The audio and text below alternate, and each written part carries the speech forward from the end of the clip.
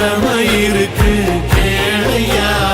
கோழி விளக்காயே நீ கிடந்த வீடு இருண்டது ஏனையா மாட விளக்கா நீயும் வரத்தா வீடு ஏங்கி இருக்குதையா எத்தனை சாமி வந்ததையா இது எந்தெந்த சாமி தந்ததையா